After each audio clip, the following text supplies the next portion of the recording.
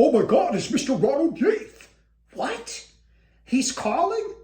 I thought he was on a Caribbean cruise for the Memorial Day weekend. Wait, I thought he used only a rotary phone. Solely at the office. Oh God, you had better answer. Okay. Hello? Yeah? Uh-huh. Oh, he's really pissed. Yeah, I can hear him screaming. He wants me to put him on speaker. Oh, jeez. Go ahead then. Am I on speaker, Ultimate Rocky? Oh, yes, you are, Mighty Falcon. You nobody! Why is the camera running again while you and Mr. Pape are fooling around on my precious cash? What are you doing? Mr. Pape, may I have the phone, please? Oh, you took the phone. Oh my God, you hung up on Mr. Ronald Yates.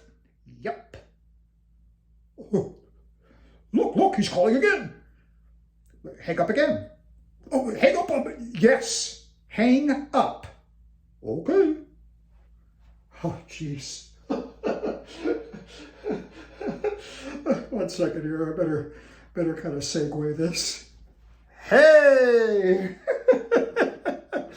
Wow! That's all we can say to that. Wow!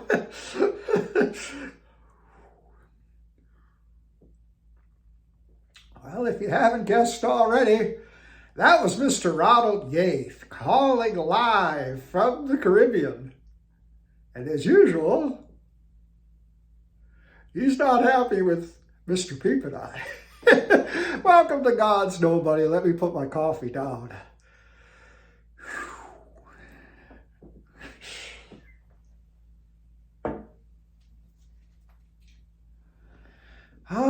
Yes, around here, we live life as it really is, righteous, wretched, or somewhere between, and it's amazing how you can be having a pleasant conversation with Mr. Peep, and everything's righteous, and suddenly you get a phone call.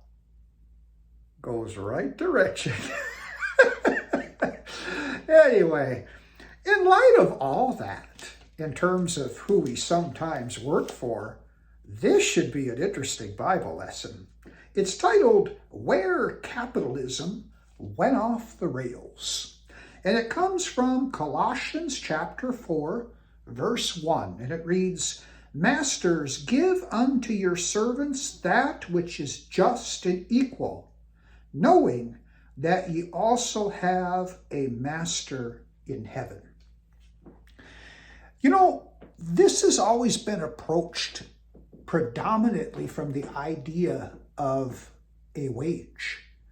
And one of the things that disappointed me so much about conservatives here in America anyway, was that they would always go, well, it's his business. He can do whatever he wants. He can pay whatever he wants.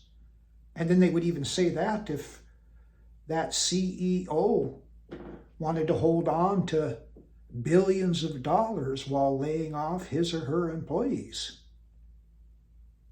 And I thought, oh my, this isn't good. And then, over time, I realized too that just and equal could also mean favoritism on the job for some people, and for others at a disadvantage simply because the supervisor didn't like their personalities. Not very just, not very equal, certainly not remembering that they have a master in heaven. And that's when I began to notice that it didn't matter which party got control in America in terms of our government. They were all paid for by the same people, and they were always on offense.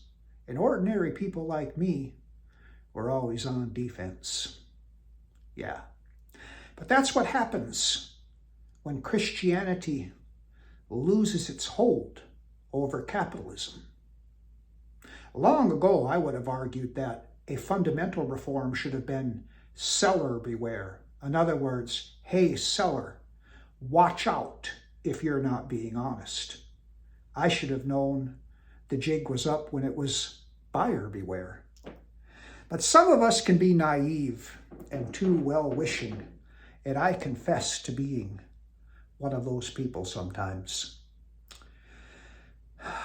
I may quote this wrong, but I believe John Adams, one of our former U.S. presidents, once said that our Constitution is fit only for a moral people. It is utterly unfit for any other kind. Something to think about, wouldn't you say? And happy Memorial Day weekend to our veterans, past, present, and future.